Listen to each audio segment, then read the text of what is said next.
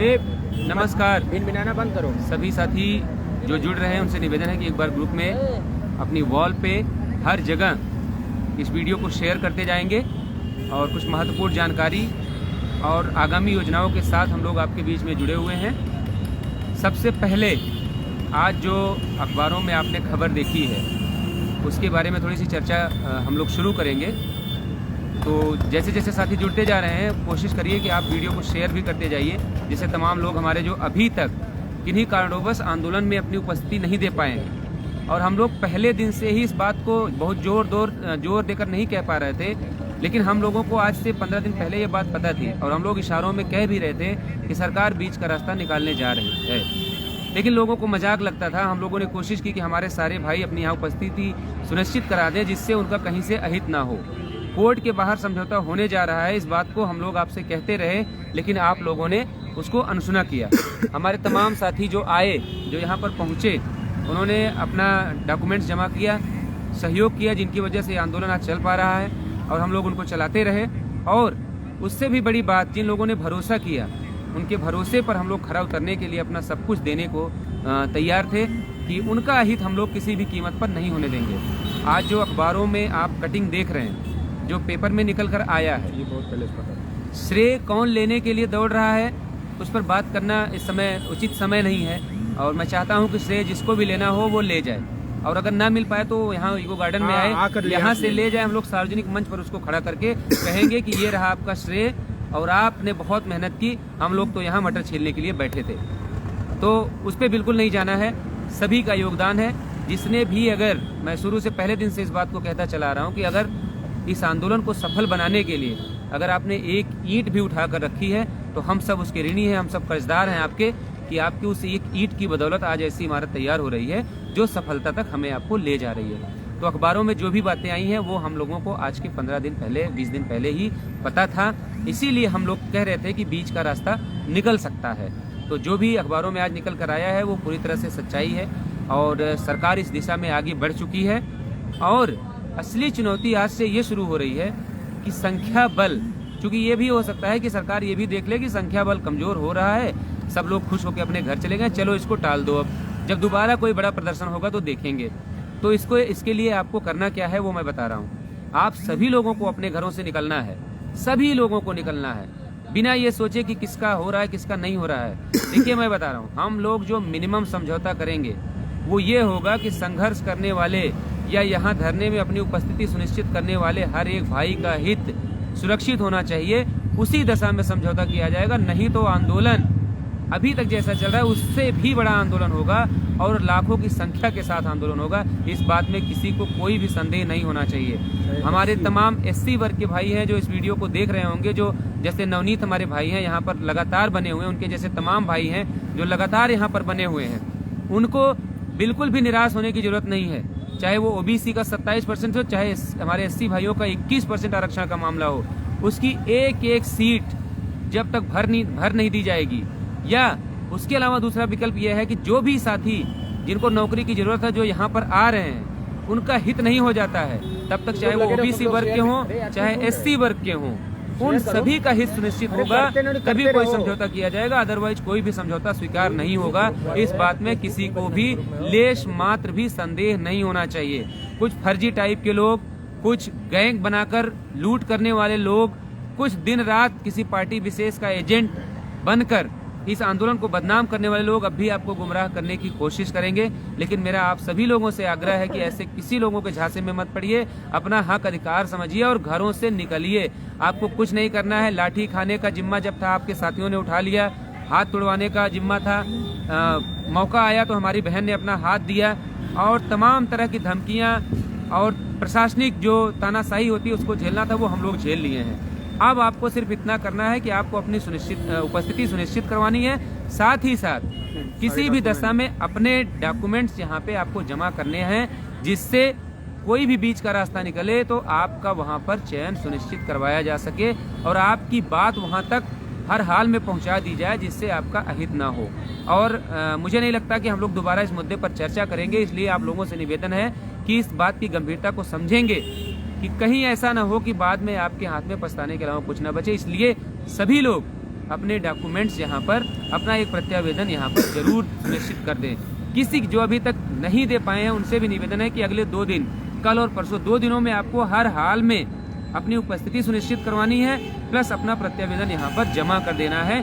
अगर आपकी इच्छा हो तो कोई जोर जबरदस्ती नहीं है कि आपको देना ही है। हमारा काम है आप तक सूचना पहुँचाना, जो हम आपको पहुँचा दे रहे हैं। अगर आप यहाँ पर उपस्थित होकर अपना प्रत्यावेदन दे देते हैं तो ये आपके लिए अच्छा है, बाकी आपकी मर्जी है, आप देना चाहें या ना देना चाहें। अभी ये जीत की पहली सीढ़ी है, अभी हमको पूरा सफर तय करना है, इसलिए अति उत्साह से बचना है और कोशिश ये करनी है कि हर एक व्यक्ति को अब घर छोड़ना है।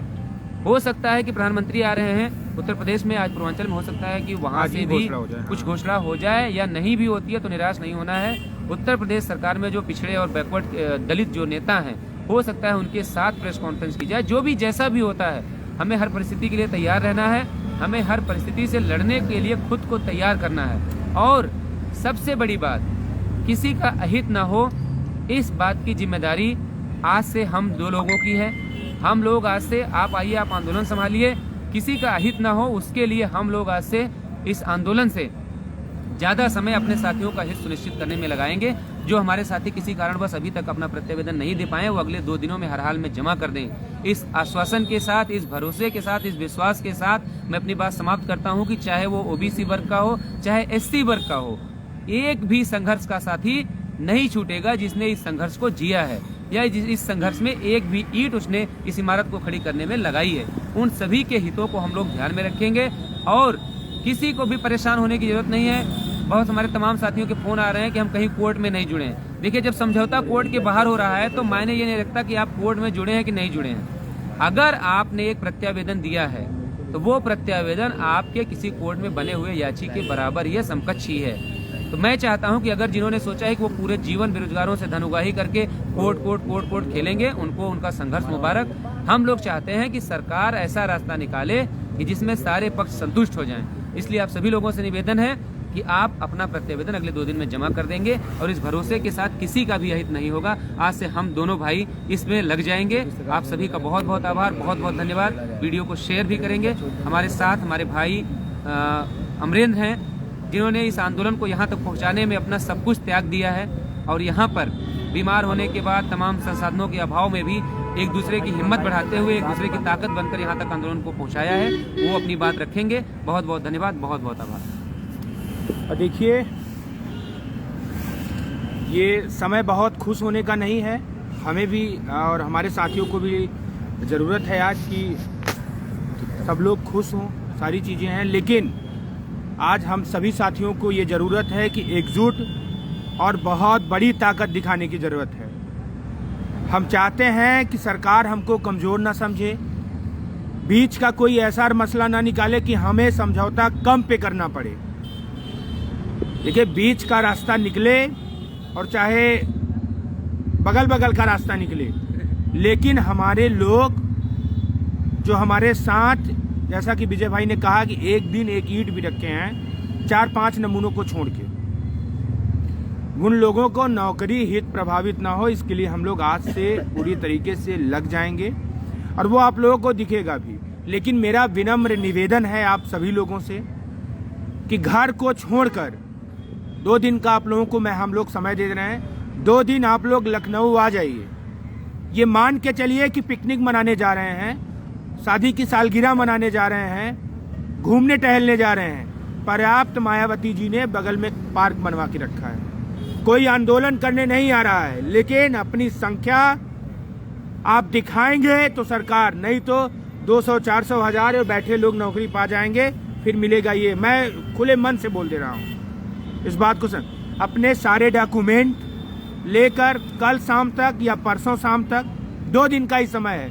इसके बाद फिर ये मत कहना कि हम उसमें नहीं रहे, और फिर ये ना कहना कि नहीं, अपने लोगों की लाशों पर ये लोग खुशियां मना रहे हैं। मौका पूरा है, गुमराह होने से बचिए। लोग सुबह सुबह उठते नहीं होंगे, आज पोस्टें आने लगी, लाइव आने लगे लोग। हम लोगों के तो हाथ नहीं कांप रहे थे फोन चलाने के लिए, लेकिन हमारे भाई हैं, सब लोग संभाले, सारी चीजें हैं। आप लोग तो मुझे बेहतर पता है कि जिस दिन नियुक्ति मिलेगी उस दिन बहुत खुश होके माँ बाप भाई बहन के साथ जाओगे। जब ये लोग यहाँ बैठे लोग साथी बिछड़ेंगे और कौन एम्बुलेंस से जाएगा, कौन लद के जाएगा, कौन उठ के जाएगा, ये मुझे भी नहीं पता है। मैं बता दूं कभी इमोशनल नहीं हुआ हूँ, लेकिन अंदर से एक बता रहे ना जो जलन होती है, जलन आ रही है कि नहीं यार हम लोग बहुत कुछ कर लिए, बहुत सारी चीज़ें हैं, लेकिन अभी इन सब चीज़ों पे नहीं आना है। आप लोग इस वीडियो को शेयर करिए। जो लोग आपके संघर्ष के साथी हैं, जो आपके मतलब साथी हैं, जो अभी तक घर में बैठ के अपने आप को, मैं चाहता हूं कि जब ये इतिहास लिखा जाए उस इतिहास में आप भी रहें, उस नौकरी में आप रहें। अगर मैं कुछ लोगों के बहुत वो हैं कि 5844 मिलने जा रहा है, मैं वो भी बता दूं, सब पता है क्या मिलने जा रहा है, लेकिन मैं इतना बस कहूँगा कि उस 5844, उस 544, उस 644 में आपका नाम होना ये हमारी जिम्मेदारी है। इस बात के लिए हम लोग लड़ेंगे, लेकिन आज जरूरत है आप लोगों को कि सब कुछ छोड़ के इको गार्डन आ जाइए। अगर इतने पर भी आपको नहीं समझ में आया तो धिक्कार है, अपनी नौकरी अपने भविष्य के लिए आप नहीं जागरूक हैं। मैं चाहता हूं कि कल इको गार्डन भरना चाहिए। सरकार समझौता करे तो बैठे इको गार्डन में करे। हम दो लोग जाके समझौता नहीं करेंगे।